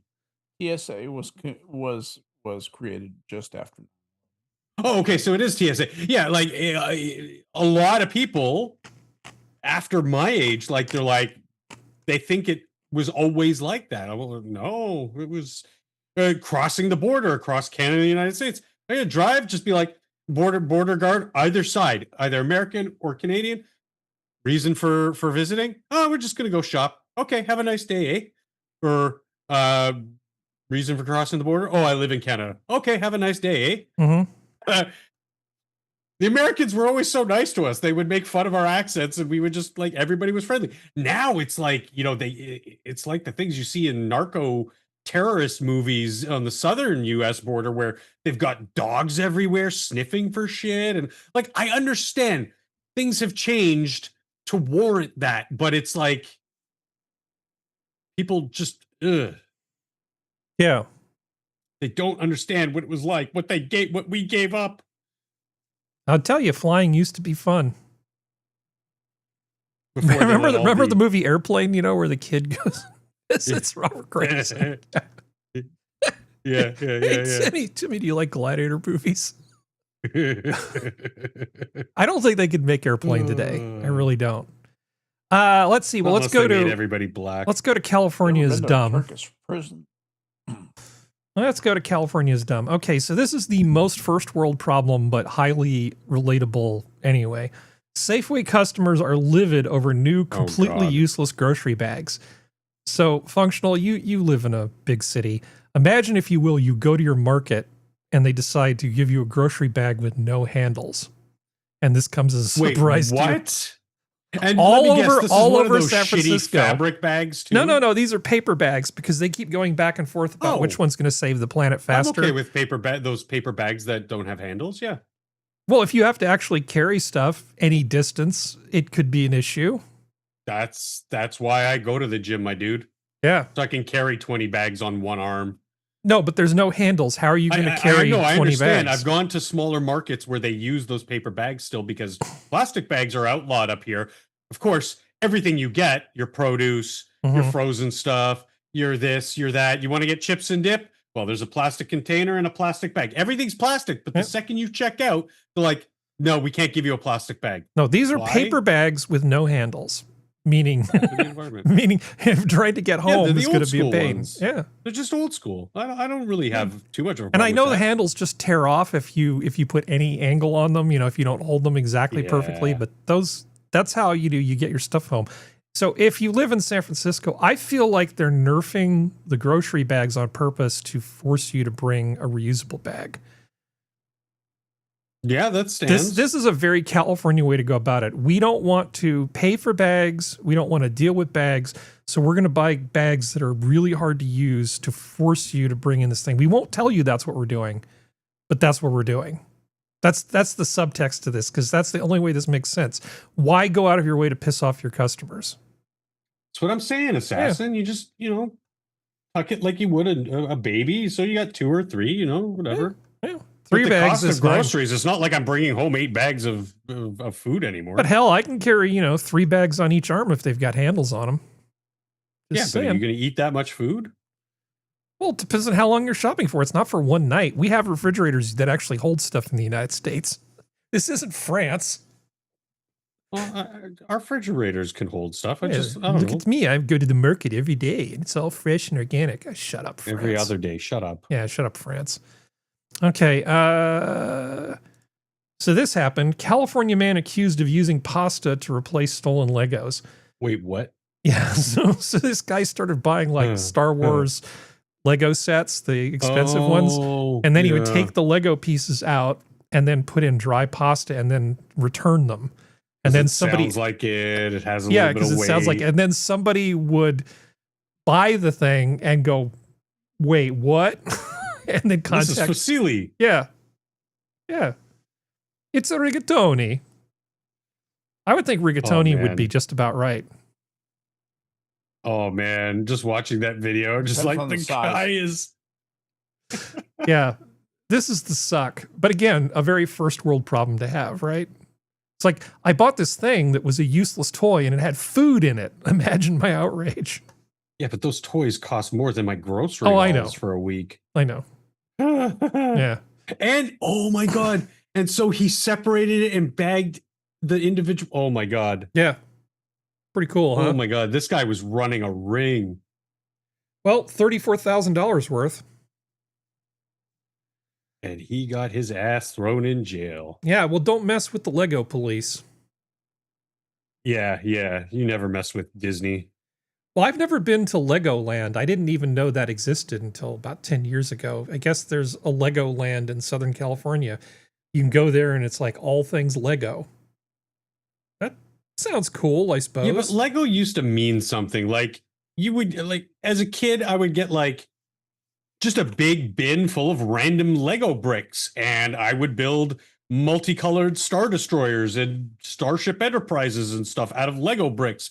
And sure, it wasn't like perfectly crafted, but it was Lego and it was my imagination. I hate the idea of having to buy a modern Lego kit. Yeah, I'm looking at you, fucking Star Destroyer, and like be like, well, no, you have to build it like this, and it's going to look like a real Star Destroyer. I'm like, why? I have actual Star Destroyer kits, like model kits, for that purpose. I want Lego to be that I understand why they do it, so don't get me wrong, but I want to use my imagination, flex my brain with these toys, and it's again really sad to bring it back to the kids who generally won't experience that, because all the people I see, people I know, they have some of these, Star Wars or Harry Potter or whatever Lego kits, and they're like, they build them and they go, "Yay, I have a new Harry Potter made out of Lego." And I'm like, "Yeah, but you just followed instructions. You didn't get the purpose, the enjoyment out of just taking a bunch of materials and creating something for yourself." You're gonna go full Obama. You didn't build that. But I mean, again, don't get me wrong. I love models. I have models everywhere. I'm looking at an AT-AT. It's like 15 inches tall that I've rigged up to my wall. There's another Star Destroyer on the other side of my living room. Like I live in such a fucking nerd cave. But and those model kits are with the express purpose to follow the instructions and build yourself a whatever, right? Mm-hmm. The idea has become an institution. You're not wrong, assassin. Because I remember, like, you gentlemen probably had things like a Rector set and Lego and that kind of stuff when you were, fighting off dinosaurs, right? Like, I had this one of those things where they had electronic components on this. There's a frame, and then they had this big piece of cardboard that was all colorful. They had different electronic components and these little wire things, these little springs, and you could move wires between them to make electric circuits and learn about stuff. Wood burning kits. That was the best. Chemistry sets with chemicals that today people would be clutching their pearls going, "Oh my God." So I took the little learn electronics thing when I was a kid. And what I did was there was a phone, like acoustic coupler thing where you could take the phone headset and put it in this and turn it into a speakerphone. Very old school. I took that apart to get spare parts. And then I bugged my brother's bedroom. I actually ran wires around the outside of the house and turned the speaker into a microphone and then made an amplifier section on my little electronics thing. And then the fun thing about that is you can switch the wires, and then you can say things to disturb him because he didn't know what was going on. I probably shouldn't bug my brother and then taunt him and then reverse the bug and taunt him. That was fun. Good times. So San Jose starts clearing homeless camp known as the Jungle. So running through downtown San Jose by the airport and other stuff is the Guadalupe River. And so on each side of the river, there's essentially greenbelt. And there are some places where there are paths that go through. A lot of it's not even built up. It's essentially a park. Well, the homeless have decided, I want to go live down by the river.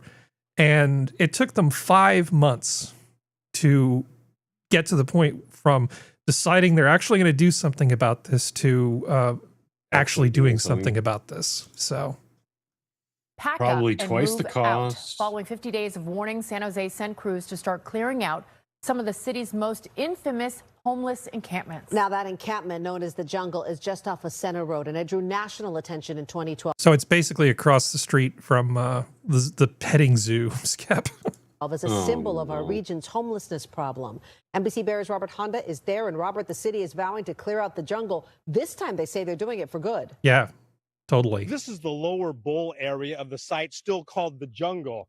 It is not as big or widespread as it once was years ago, but it's still going to be a major project to clean up and clear out. There's an election coming up, isn't people have there? been staying in the encampment known as the Jungle at Coyote Meadows.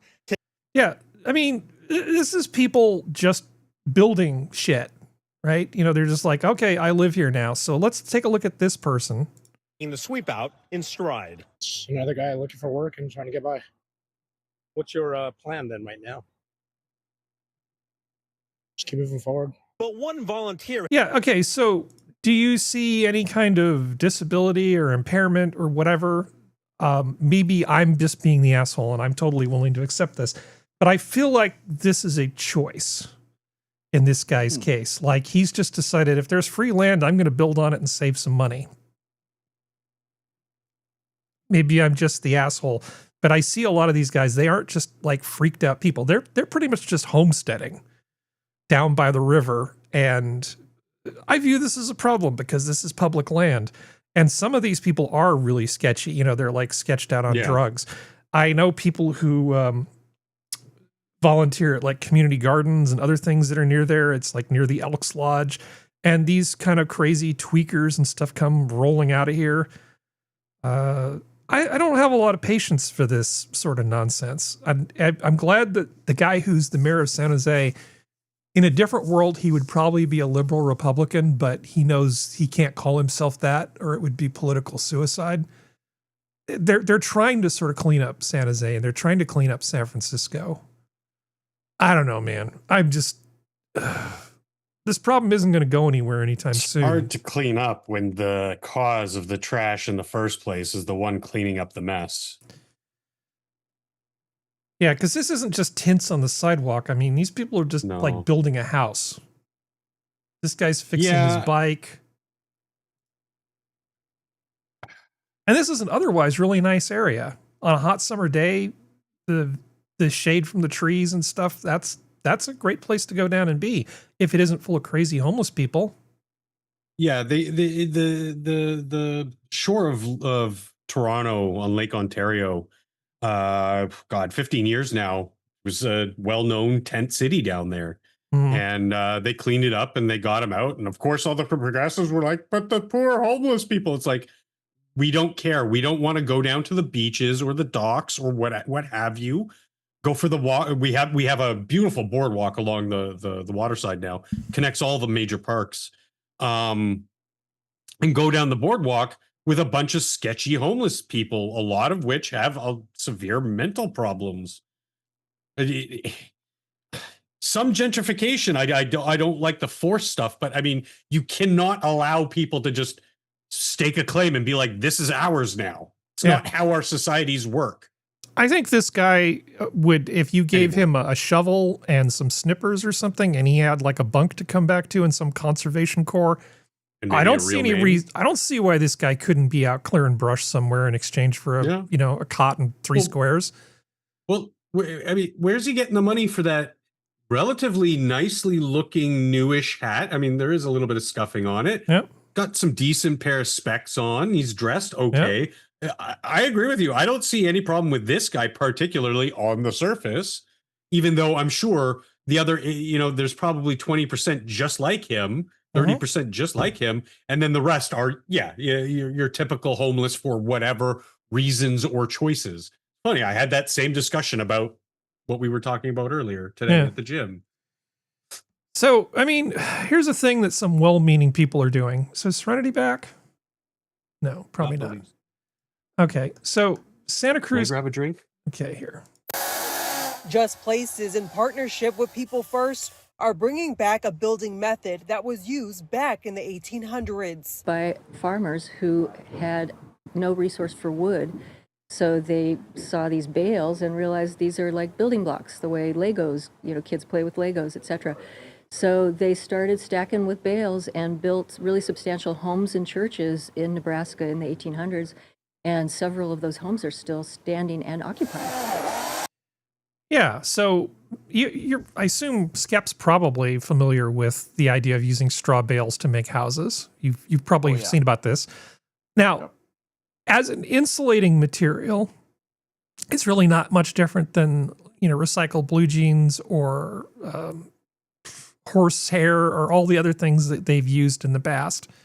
It's a perfectly good thing. It has a really good R value to it, but you still have to wrap it with Tyvek or something to keep the water out because water is bad, rodents getting in is bad. There's all this stuff you have to do to basically clad it. Straw is permeable. Yeah, and like I said, I think it's a great building material. However, you still have to do all of the other things that you would normally have to do. You're really just replacing, unless you're using it for structure, where you put chicken wire around it and then essentially adobe around it or stucco around it.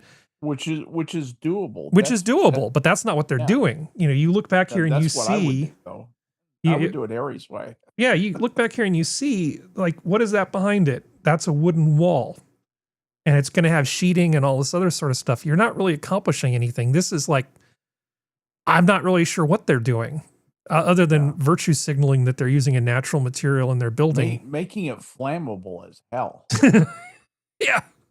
You don't want flame or water getting in there. They could save a lot of money by using some recycled aluminum wiring. Run it through, run it right up next to that hay bale. What's the worst that could happen? Aluminum burns at a much higher temperature, but it's hard.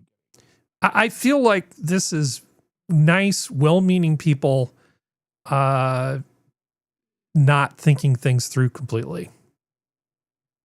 I think you're right. Yeah, because I just don't. Well-intentioned boobs. I mean, I don't see how this is going to make it cheaper. Even if you're in a house, you're affected by it in all kinds of different ways. The team still needs about $300,000 in funding, and they will have a fundraiser this week. I don't want to give you $300,000 for this. I mean, I know I'm the asshole here, but this just seems like a bad idea. I think if you're going to put stuff between the walls, Santa Cruz. It is so Santa Cruz. This is like the gestalt of Santa Cruz would. Yeah, we'll build homes out of straw, just like the first little pig. Yeah, like the first little pig. I'm going for brick, Skep. I'm going for brick. That's all I'm saying. Okay. Rediscovered mud huts. Okay, so we've killed enough time. We can just go to more palette cleansers. Let's see. Do we want to do the cringe ones tonight? Because I know how much people love it when I do that. Did you manage to see the one that I sent you earlier today? You sent me one earlier today? Well, it's in the Discord, but not directly. Well, I don't. It was just a funny guy one. I've been okay. Separating myself from the online social media space where everybody, feminists, are telling me I'm garbage, I'm trash, blah, blah, blah. Shut that shit out. And like when I'm out in my day-to-day and I see a father or mother with their kids, I can't help but smile. I've activated full dad mode. And so the algorithm picked up on that, has been showing me just some really wholesome shit. Oh, good. And it's just like,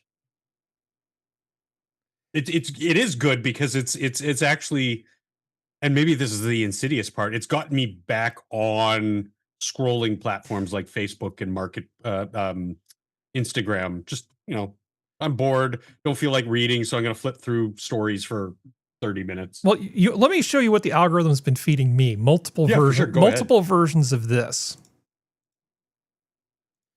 Of course, we end up getting no sound. I don't know why the sound periodically cuts out. There's a thing. Let's see if we can get sound. Okay, well, we don't need sound. So he takes his cat and he has this convenient hole at the front of his dryer. This tells me that there must be a problem for that hole to exist. This is not good engineering. Mauser? Yeah, so he's sending the cat in to flush the rodent out. That hole is not factory. Oh, there it is. No, and then of course the dog goes after the rodent. I've had no less than 4 videos like this in my feed in the last few days. I feel like it's reminding me that I should probably go see if there's anything I need to clean out of my dryer. Going to say this is simulation. Yeah, the simulation is sending me a message. But did you see the end there? I was like, oh, and then the dog went after it. Yeah, it was just a poor disoriented bird. It wasn't a rodent. Oh, I didn't think it was a bird, was it? I think so. It didn't look like a bird to me. Just like hops out, and then the dog just like halt. He does a little hop, and then right there on the right, hop. Oh, it is a bird. It's a bird, yeah. Okay. And then the dog just chomp. Okay, that's no place for a bird. That's what I'm saying. It got disoriented. It got trapped. I mean, that's not invasive. I would not let the dog go after that. Yeah, I'm not just for saying. a bird. Not for Birds a bird. Don't generally do that kind of stuff. Okay, but this is right in my sweet spot for humor. Yeah, I like yoga pants too.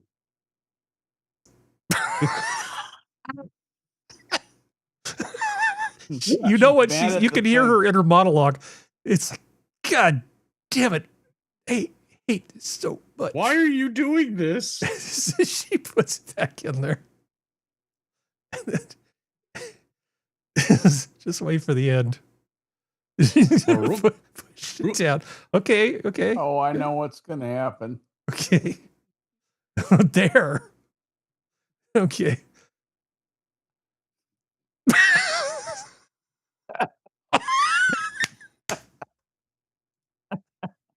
He's just having the worst time.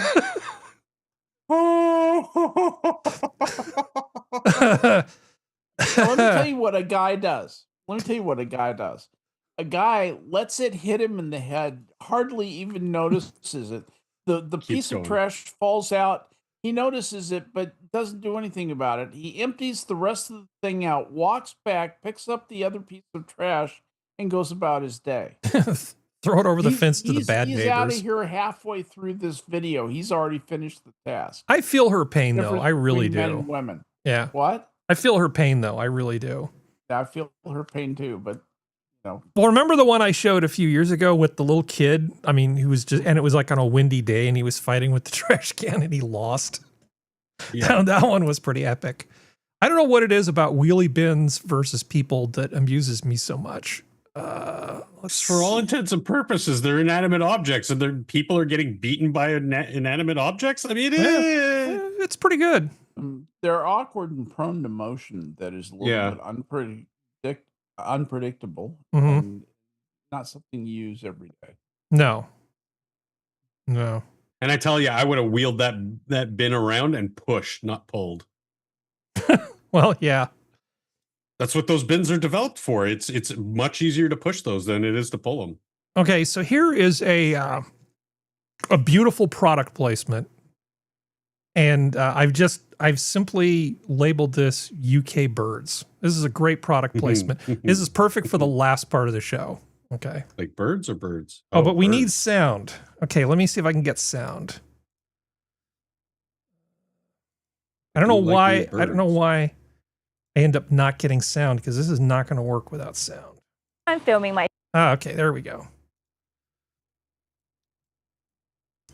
So this is an English woman who talks about country life stuff, and she frequently looks like it's very cold based on what she's wearing. Somebody recently asked how I'm filming my tits. They couldn't believe it was done indoors with an iPhone. To be fair, there's a little bit more to it. This is a Zeiscope with a 30 to 60 times zoom. And this adapter allows the phone to connect to it perfectly. The feeders are just across the stream here, so I can stay inside and still get great shots. Every morning, I fill that up and wait for them to pop into view.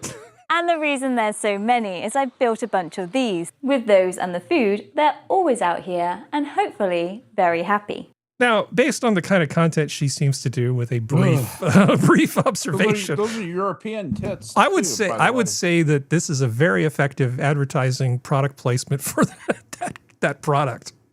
Absolutely. Yeah. Nicely done. Yeah, nicely done, England. Good job. I hate myself so much that I'm so easily defeated by something so simple and so common. Okay, and here's another video which I'm just calling a message from Big Mirror. Did you know that with just a small mirror, you can turn a simple setup into a professional one? First, place a small mirror on the edge of a larger mirror. Then attach another small mirror near your phone's back camera. Now adjust both mirrors so that the camera's view reflects into the front mirror. The benefit is that you can record using your phone's high-quality rear camera while still seeing your screen and even live chat through the mirror. If you use a bigger mirror, you can also clearly show your desk setup and work area. This trick is perfect for anyone who wants to create high-quality videos on a low budget. Did you know that with... I was just like watching this video going, I don't know if there's a way you could add more mirrors to this. Yo, dog, I heard you like mirrors, so we got some mirrors for your mirrors, You put a mirror on your mirror, and with an extra mirror, you can show your mirrors in your mirror while you use your mirror for your mirror. Hey, why does it keep getting dimmer? This is so dumb. This is so dumb. They're just trying to sell me stuff. I'm more likely to buy the telescope thing, honestly. Yeah. Just that's throwing that out there. That's the secret, Harry. They're all trying to sell you something. They're all trying to sell me something. Oh my God. Let's see. Okay. While we're talking about birds, I mean, again, Serenity, you back? Crap. She would really like this, but oh well. There's a woodpecker in the fireplace. Don't peck me. Stop.